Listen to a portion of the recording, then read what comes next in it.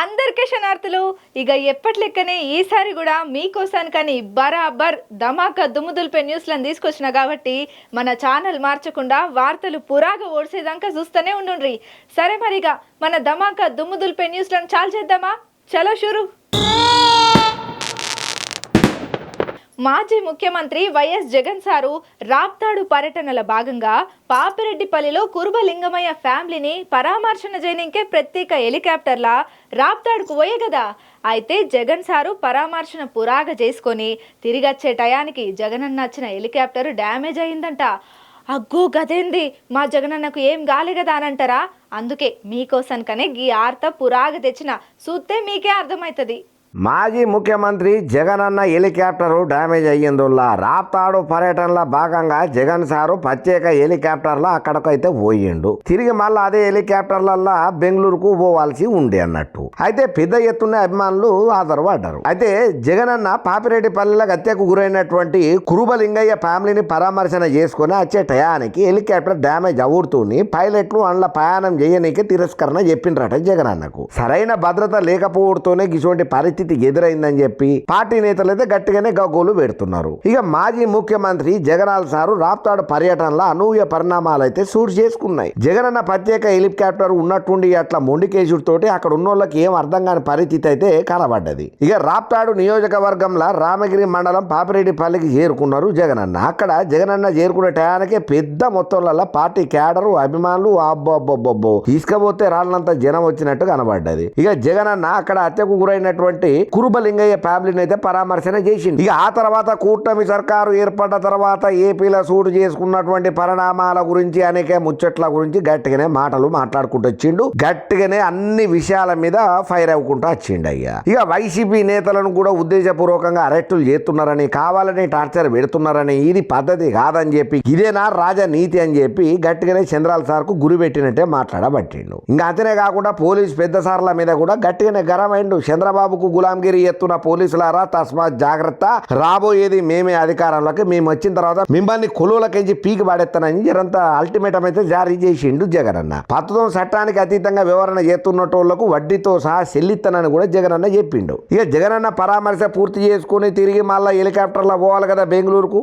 గా పోయే టైంలలో ఉన్నట్టుండి ఆ పెద్ద ఎత్తున పార్టీ కార్యకర్తలు, లీడర్లు, జగనన్న అభిమానుల అచ్చుడితోటి హెలికాప్టర్ దగ్గర జరంత రసాభాసగానే అయ్యింది. ఇక హెలికాప్టర్ అద్దాలు చిన్నగా దెబ్బలు తగిలినాయి, పగిలిపోయినాయి. ఇక మొత్తానికైతే హెలికాప్టర్ జగన్ అన్నది మళ్ళా గాల్లో పోకుండానే అయిపోయింది. ఇక మొత్తానికి రోడ్డు మార్గంలోనైతే జగన్ అన్న బెంగళూరులో చేరిండు అయ్యా. ఇక జగన్ పర్యటన టైంలలో భద్రతా లోపం గట్టిగానే కనబడ్డదని, ఇటువంటి సంఘటనలు గందకనే చోటు చేసుకున్నాయని చెప్పి మా జగనన్నకు అదనపు భద్రత కల్పించాలనుకుంటా కూడా వైసీపీ పెద్ద తల మోసినటువంటి, తలబాడినటువంటి లీడర్లు మైకుల ముంగట ఊదరగొట్టే మాటలు గట్టిగానే మాట్లాడుతున్నారు. ఇంకా అంతనే కాకుండా అప్పట్లో మిర్చి ఆటకాడికి మిర్చి రైతులను పరామర్శన చేయనిగా పోయినటువంటి జగనన్న కూడా గిట్లనే భద్రతా నిర్లక్ష్యం కొట్టొచ్చినట్టు కనపడ్డది. మళ్ళీ ఇప్పుడు ఇదే పని చేస్తున్నారు. ఇదంతా కావాలనే కూటమి సర్కారు చేస్తున్నదని చెప్పి కామెంట్ల మీద కామెంట్లు, ఫైర్ల మీద ఫైర్లు అవుతున్నారు అయ్యా వైఎస్ఆర్సీపీ లీడర్లు, జగనన్న ఫ్యాన్సు. ఇక ఏపీ డిప్యూటీ సీఎం పవనాల్ సారు ప్రస్తుతం రాజకీయాలలో బిజీగా ఉన్నాడన్న సంగతి మనకెరకైంది. అయితే పవన్ సారు చిన్న కొడుకు మార్క్ శంకరు సింగపూర్లో చదువుకునే బడిలా పెద్ద అగ్ని ప్రమాదం అయిందన్న ఆర్త మనం విన్నాం కదా. పాపం కాళ్ళకు చేతులకు బగ్గనే దెబ్బలు దాకినాయట. అట్లనే ఊపిరితిత్తుల లోపలికి పొగబోవుడుతోని పిల్లగానికి పాపం మస్తు అవస్థ అయిందంట. దీంతో పవన్ సారు కొడుకు మార్క్ శంకర్ను దవాఖానకు దోలుకొని పోయిందంట. కొడుకుని చూడనికే పవనాల్ సారు కూడా బయలుదేరిండంట. ఇక ప్రస్తుతం పవన్ కళ్యాణ్ సారు ఏపీ రాజకీయాలలో ఎంత బిజీగా ఉన్నాడో ప్రత్యేకంగా చెప్పాల్సిన పని లేదు. ఇక పవనాల్ సార్ భార్య అన్నా లెజినోవా ఆమె పిల్లలతో కలిసి సింగపూర్లో ఉంటున్నదన్న ముచ్చట కూడా మనందరికి ఎరకైనదే. ఇక పవన్ కళ్యాణ్ సార్ పిల్లలు కూడా ఆడనే చదువుకుంటున్నారు. అయితే పవన్ కళ్యాణ్ సార్ చిన్న కొడుకు చదువుకుంటున్నటువంటి బడి ఏదైతే ఉన్నదో ఆ బల్లే ఉన్నట్టుండి అనుకోకుండా అగ్ని ప్రమాదం అయిందన్న ముచ్చట మనం విన్నాం కదా. ఇక ఈ ఘటనలల్లో మార్కు శంకర్ చేతులు, కాళ్లకు గదేనులా పవనాల్ సార్ చిన్న కొడుకు చేతులు, కాళ్లకు బాగానే దెబ్బలు తాకినాయట. ఆడాడ చేతులు గాలినట్టే కనబడుతున్నాయట.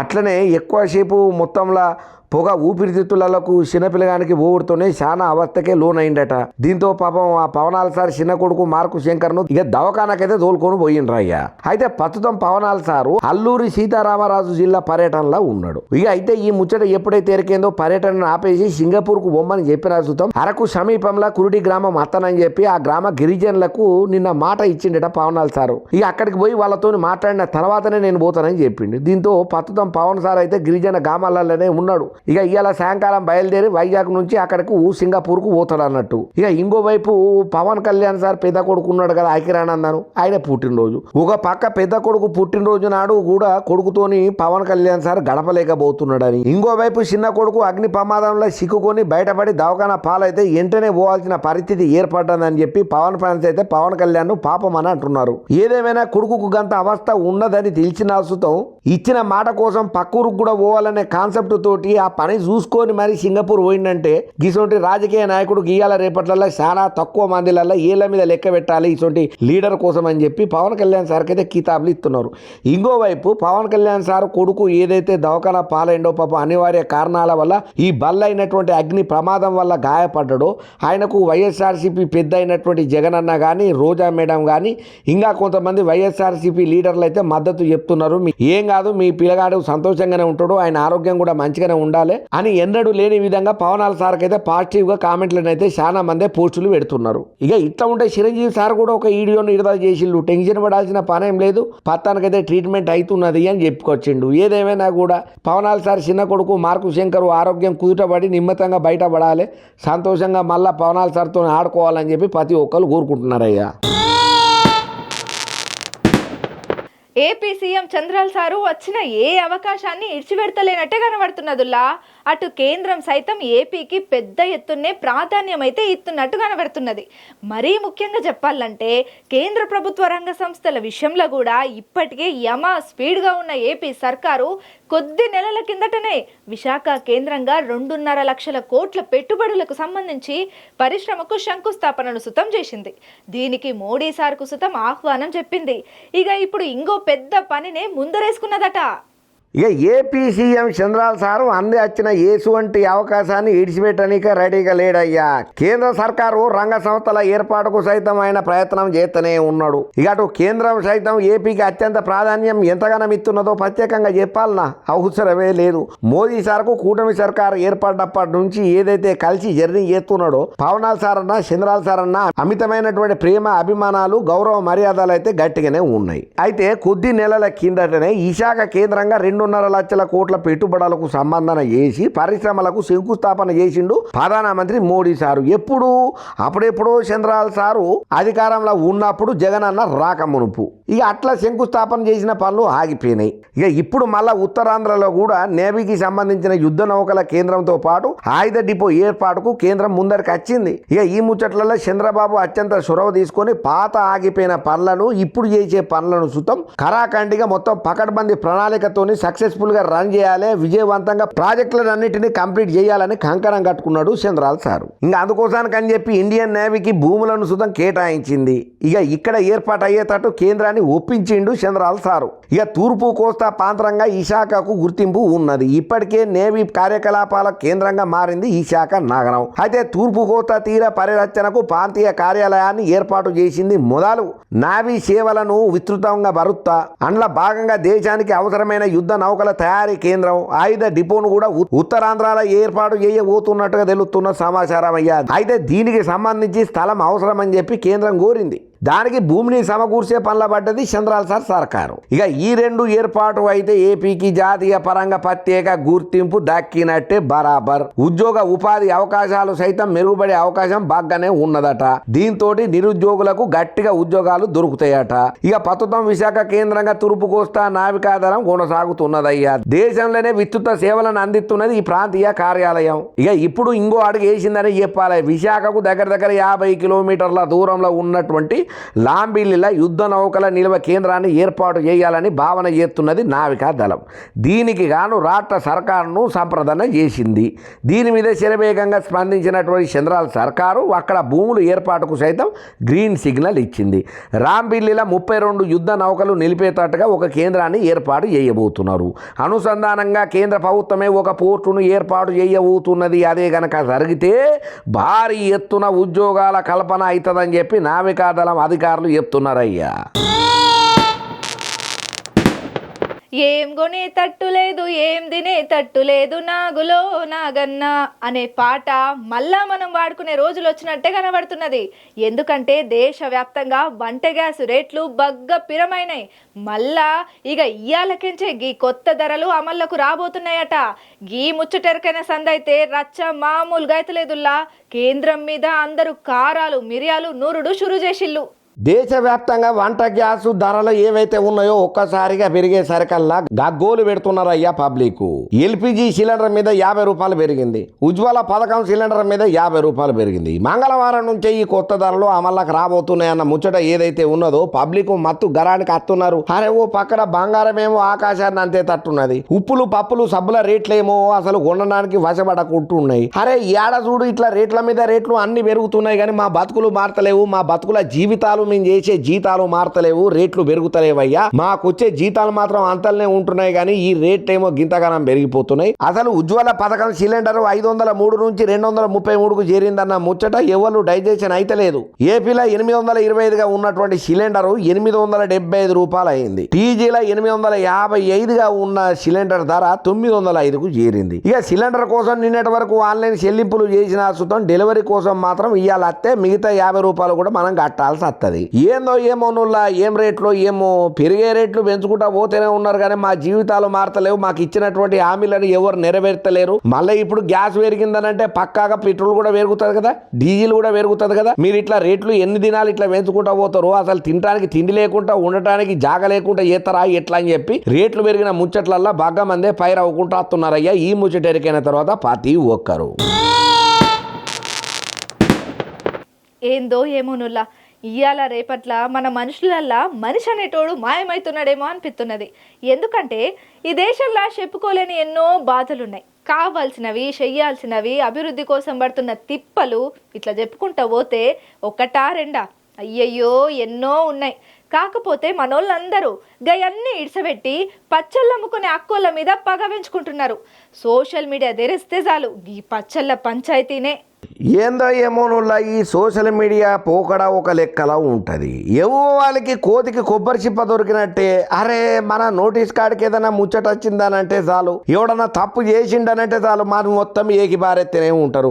లేదయ్యా వాడు ఒక గొప్ప పని చేసిండు, ఒక ఉదారకమైన ఉదండమైన పని చేసిండంటే ఇక వాడిని ఎట్లా లేపాలనో మొత్తం కేజీఎఫ్ల హీరో కూడా పనికిరాడు. ఆ రేంజ్లో అందరు లేపుకుంటా కూర్చుంటారు. ఏదైనా కూడా అతిగానే ఉంటుంది ఈ సోషల్ మీడియాలో. అలా కొన్ని వాస్తవం అనేది 10% ఉంటే 90% వీళ్ళే దాన్ని హైలైట్ చేసుకుంటా పాపులర్ చేస్తారు, మీమ్స్లల్లా ట్రోలింగ్లల్లా తిప్పుతారు. మరి ఇప్పుడు ఉన్నట్టుండి ఈ ముచ్చట ఎందుకు చెప్తున్నావా అంటే గత 10 దినాల సంది ఒక్కసారి ఇట్లా ఫోన్ ఓపెన్ చేసిన మా సాలిగా ఆ పచ్చళ్ళ పిల్లలు ఎంబటి వాడి ఆగమాగం చేస్తున్నారు. ఇక ఏందయ్యా అసలు ముచ్చట ఇప్పుడు వీళ్ళ గురించి ఏందనంటే అలేఖ్య పికిల్స్ ఘటన ఏదైతే ఉన్నదో ప్రస్తుతం సోషల్ మీడియాను షేక్ అయ్యేస్తున్నది. ఇక అలేఖ్య సిస్టర్ బూతులు మాట్లాడిల్లనుకుంటా ఒక ఆడియో సోషల్ మీడియాలో ఎంత వైరల్ అయ్యిందో, అది ఎంత ట్రెండింగ్ కు పోయిందో, దాని మీద ఎంతమంది కామెంట్లు కౌంటర్లు ఇచ్చిల్లో ప్రత్యేకంగా చెప్పాల్సిన పని లేదు. ఈ క్రమంలో ప్రస్తుతం అలేఖ్య సిస్టర్లు ఎవరైతే ఉన్నారో వాళ్ళు నెటిజన్లు చేసే ట్రోళ్లను అయితే తట్టుకోలేకపోతున్నారు. అందమైన మోకాలు పెట్టుకుంటా బూతు మాటలు ఏందనుకుంటా ఆ పిల్లలను ఎట్లా అనాలనో అట్లా అంటున్నారు. తిట్టకుండా తిడుతున్నారు. కామెంట్లతోటి వాళ్ళు చచ్చిపోతున్నారు. చివరాఖరికి మీకు దండం పెడితే కడపలో తలకాయ పెడితే మమ్మల్ని ఇడిచేయండి, మమ్మల్ని బతకనియండి, మా తప్పు అయిపోయింది, మా చెల్లి అనుకోకుండా ఏదో చేసింది, మా అక్క ఏదో పొరపాటు అన్నది, మీ కాళ్ళు మొత్తం మమ్మల్ని వదిలేయండి, తప్పు చేసినామని అన్నాం కదా, మా బిజినెస్ అయిపోయింది కదా, మేము రోడ్డున పడ్డాం కదా, ఇప్పుడు మా బతుకు బుక్కిపాలు అయిపోయింది కదా, మీరందరూ హ్యాపీగా ఉన్నారు కదా, మీకు దండం పెడతాం, ఇకనన్నా ఆ ట్రోలింగ్ ఆపుండ్రా నాయన అన్న కూడా ఎవ్వరు ఆపే పరిస్థితులలో లేరు. పాపం వాళ్ళు ఏ వీడియో పెట్టినా కూడా ఇది కూడా యాక్టింగే అది కూడా యాక్టింగే అని అంటారు. కానీ ఇట్లా ఈ పచ్చళ్ళమ్మే పిల్లలను ట్రోల్ చేస్తుంటే ఇంకొంతమంది మాత్రం గట్టిగానే కౌంటర్లు ఇస్తున్నారు ఈ ట్రోలర్స్ కు. అరే దేశంలో ఏ సమస్య లేదా? ఎన్నో సమస్యలు ఉన్నాయి. హెచ్యు మీద సమస్య ఉన్నది, అక్కడ అవుతున్నటువంటి సమస్యలు ఎన్నో జరుగుతున్నది అక్కడ మూగజీవాలు ఇబ్బంది పడుతున్నాయని. అసలు అది ల్యాండ్ గవర్నమెంట్దా, యూనివర్సిటీదా, లేకపోతే సెంట్రల్దా, ఎవరిదా ల్యాండ్ అనేది తెలియక, పోనీ రైతులదా, ఏం తెలియకుండా అంత పెద్ద పంచాయతీ నడుస్తున్నది. ఓ పక్కన ట్రంప్ బాబాయిది ఊళ్ళొల్లి నడుస్తున్నది, ఇంకో పక్కన అమ్మాయిల మీద దారుణంగా అగత్యాల కుడిగడుతున్నటువంటి నరరూప మృగాలు ఉన్నారు. అరే ప్రపంచంలో గిన్ని పంచాయతీలన్నింటిని వదిలేసి ఈ పచ్చళ్ళు అమ్మేటోళ్ళను ఎందుకు ఇట్లా ట్రోల్ చేస్తున్నారయ్యా? అంటే మీరు శుద్ధాన్ని సొక్కం పూసలా? మీరు ఎప్పుడు ఒక్క మాట తప్పుగా మాట్లాడలేదా? ఇంతమంది ట్రోళ్లు చేస్తున్నారు కదా, పిల్లలను తప్పైందని ఒప్పుకున్నారు కదా, ఇడిచేయొచ్చు కదా. ప్రపంచంలో ఎక్కడా లేదు మాట, ఎక్కడా తప్పు లేదు, వీళ్ళొక్కరే తప్పు చేసిండ్రు అన్నట్టుగా ఎందుకు మీరు అంత గొప్పగా చూపెడుతున్నారు? వాళ్ళని ఎందుకు అట్లా బతకనియ్యరా అని చెప్పి ఇట్లా కొంతమంది ట్రోలర్కు కామెంట్లు ఇచ్చుడు, అందులో కొంతమంది సెలబ్రిటీలు మాధవిలత లాంటి వాళ్ళు కూడా గట్టిగానే రియాక్ట్ అవుతున్నారు. ఏదేమైనా కూడా తప్పు అనేది సహజం, చేసింది తప్పు కానీ ఒప్పుకున్నది, ప్రాయశ్చిత్తపడ్డది, ఇప్పుడు దోకలా పాలైంది. జీవితంలో అన్ని ఎంత కష్టపడైతే ఒక స్థాయికి పచ్చళ్ళు అమ్ముకుంటా వచ్చిల్లో, ఎంత పబ్లిసిటీ చేసుకుంటా వచ్చిల్లో, శివరాఖరికి పతనమయ్యే కాడికి వచ్చింది. వాళ్ళు తప్పు ఒప్పుకున్నారు. మేము అనరాని మాట అన్నాము, మా వల్ల తప్పు జరిగింది అన్నప్పుడు పెద్ద మనసు చేసుకొని ఈ ట్రోలర్స్ మీమర్స్ అన్న వాళ్ళను ట్రోలింగ్ చేసుడు ఆపాలి కదా. వాళ్ళు ఎంత కాదనుకున్నా కూడా ఒక ఆడ కూతుర్లే కదా. ఎందుకు మీ ఇంట్లో కూడా మనుషులు ఉంటారు కదా, మీ ఇంట్లో కూడా తల్లి చెల్లి ఉంటారు కదా, వాళ్ళు కూడా ఒక ఆడోళ్లే కదా, వీళ్ళని ఇట్లా గోసపెట్టుడు కరెక్ట్ అని చెప్పి ఇంకొంతమంది కూడా ఇట్లా నెగిటివ్ గా కామెంట్లు పెడుతున్నారు ట్రోలర్స్ కు మీమర్స్ కు. ఏదేమైనా కానీ సమస్య వచ్చినప్పుడు ఆ సమస్య వెనకాలనే పడుకుంటాం. మొన్నటి దాకా అగోరా అగోరా అగోరా అంటే అగోరా వెనకాల మొత్తం 10 దినాలు కాదు కదా, 2 నెలల నుంచి ఇంకా అగోరా డిస్కషన్ నడుస్తూనే ఉన్నది. సరే అగోరా ముచ్చట పక్కన వేంద్ర నాయన అంటే ఇగో ఇప్పుడు పచ్చళ్ళామ వచ్చింది, అంతకుముందు కుమారటి, అంతకుముందేమో కచ్చాబాదం బాబాయ్. ఎందుకు ఇట్లా ఒక మనిషిని టార్గెట్ చేసుకొని లేపాలనన్నా పడగొట్టాలనన్నా ఇదే మన లక్ష్యం అన్నట్టు ఎందుకు ఇట్లా సోషల్ మీడియాలో జనాలు ఉంటున్నారు అనేది ఎవరికి అర్థం కాక దినం ఫోన్ తెరవాలంటే ఈ పచ్చళ్ళ పంచాయతీ తినలేక జీవితంలో పచ్చడి తిననే వద్దనంత వైరాగ్యంతో కామెంట్లు పెట్టుకుంటా కౌంటర్లు ఇస్తున్నారయ్యా. ఈ ముచ్చట పచ్చళ్ళ పంచాయతీ తెలిసిన ప్రతి ఒక్కరు.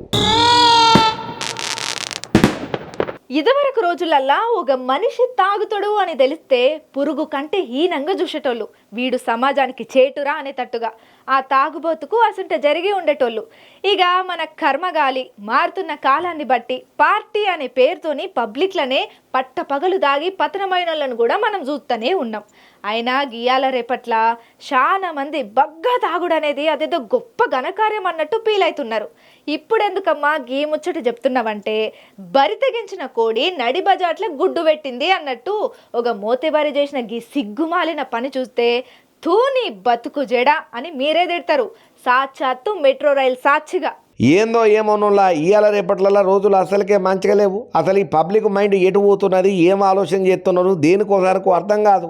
ఇది కావాలనుకుని చేస్తున్నాడా, లేకపోతే మెదడులో ఏమైనా పురుగు తిరుగుతుందా, లేకపోతే పబ్లిసిటీ కోసమే చేస్తాడా, లేకపోతే కావాలని వీడియో వైరల్ చేయడానికి ఇటువంటి స్టంట్లు హరకతులు పడతారో తెలియదు. కానీ ఇప్పుడు ఒక పెద్ద మనిషి చేసినటువంటి పంచాయతీ ఏదైతే ఉన్నదో అది పెద్ద రసాభాసకే దారితీస్తున్నది. ఏమయ్యా అంటే ఒక మూతబారి మెట్రో రైల్లో కూర్చున్నాడు. సరే అటు ఇటు కూర్చున్నాడు కదా, ఏమన్నా అనుకుంటే ఏమన్నా అనుకోవచ్చు. సరే మెల్లగా అందులోకించి గుడ్డును తీసిండు.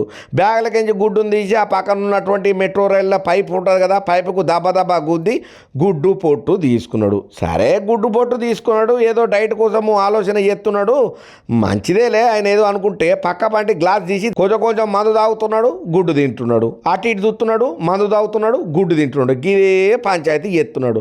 మరి ఆయన గంతగనము తింటుంటే మరి అక్కడ ట్రైన్లో ఉన్నోళ్ళు ఎవరు పట్టించుకోలేదా, లేకపోతే ఎవరు చెప్పేటోళ్ళు దిక్కు దివానా లేదా ఏందో తెలియదు. కానీ అసలు ఈయన పాపులారిటీ కోసం చేసిండా, లేకపోతే తాగుడుకు బానిసయ్యి అట్లా చేసిండా, లేకపోతే మనము భవిష్యత్తులో వైరల్ కానికే పాపులర్ కానికే గిసోంటి వీడియో ఏదైనా ఎత్తేనే మనం పైకి వస్తామనే ఆలోచనతోటి ఫేమస్ అవుతామని ఈ కమతలు పడ్డారో తెలియదు. కానీ ఇప్పుడు ఈ వీడియో మాత్రం సోషల్ మీడియాని షేక్ చేస్తున్నా. అయినా నాకు ఒక్క ముచ్చట అర్థం కాక అడుగుతా, అరే రైళ్లలోకి పోదామని చెప్పి బ్యాగ్ వేసుకొని మెట్రో స్టేషన్ల కాడికి రాగానే పోంగానే షెకింగ్ల మీద షెకింగ్లు, బ్యాగులు అయ్యి మనసులను పిసికి షేకింగ్ చేస్తారు కదా. మరి ఏమయ్యా ఆయన మందు బాటిల్ పట్టుకొని పోయినప్పుడు మీరు చూడలేదా, గ్లాసులు తీసుకుపోతుంటే ఎరకబట్టలేదా, గుడ్డు తీసుకుపోతుంటే మీకు సౌండ్లు రాలేదా, మీరే కావాలని గిసొంటోళ్ళని ఎంకరేజ్ చేస్తున్నారా ఏందని చెప్పి కారెడ్డాలు ఆడుకుంటా కామెంట్లు పెట్టబట్టినారు. ఇప్పుడు ఈ వీడియో చూసినటువంటి ముచ్చట్లల్లా ఎందుకనంటే ఈ మధ్యకాలంలో మెట్రో రైలు గంత పెద్ద వ్యవస్థ అయినటువంటి మెట్రో రైల్లో ప్రయాణం చేయాలంటే కూడా చాలా తిప్పలే ఉంటున్నాయి. ఎందుకనంటే మొన్నట్లో ఒక ఆడకూతురు గిట్లనే లోకల్ ట్రైన్లలో ప్రయాణం చేస్తుంటేనే ఆమె మీద చెయ్యరాని అగాత్యం చేయనికే ప్రయత్నం చేస్తే పాపం మా చెల్లి ఉన్నట్టుండి ట్రైన్లకించి దూకిందన్న ముచ్చట్లు మనం విన్నాం కదా. ఇగో ఇప్పుడు గిట్ల తాగి కథలు ఎందుకు ఇట్లా చేస్తున్నారు, వీళ్ళకి ఏమవుతుంది, అరే మనం ఒక వీడియోలో ఫేమస్ అవుతామని అనుకున్నాం అనుకో, ఇక ఆ వీడియో ఆ నోట పడి వాళ్ళ కంట్ల వీళ్ళ కంట్ల పడి మన ఇంట్లో తనకు కూడా పోతుంది కదా. గింత సిగ్గుమాలిన పని నువ్వెట్లా చేసినవరా బద్మాషోడు అని చెప్పి మనం తీరుతారు కదా. గా మాత్రం సోయి తప్పి వీళ్ళు ఎందుకు ఇట్లా చేస్తున్నారు ఏం అర్థం కాక పరిశానల పతంగులు ఎగిరెత్తున్నారు ఇసొంటోళ్ళ వీడియోలను చూసిన ప్రతి ఒక్కరు. అబ్బా చూసిండ్రు కదా మన ధమాక దుమ్ముదులు న్యూస్లను ఎట్లున్నాయి, మస్తున్నాయిలే అన్నట్టు అడుగుడు మర్చిపోయినా మన ధమాక దుమ్ముదులు న్యూస్లు మీకు నచ్చినాయా? నచ్చితే ఈ వీడియోని లైక్ చేయండి, షేర్ చేయండి, ఒక మంచి కామెంట్ సుతం పెట్టుండ్లి. అట్లనే మన మెగా9 ఛానల్ని సబ్స్క్రైబ్ చేసుకున్నాడు మాత్రం అస్సలకే మరవకుండ్రి సరేనా. ఇయాల్టికైతే తెచ్చిన కాడికి న్యూస్లనైతే ఓడగొట్టినాం కాబట్టి మళ్ళా ఇంకిన్ని మంచి మంచి ధమాక దుమ్ముదులు న్యూస్లతోని మళ్ళా కలుస్తా ఉంటా మరి.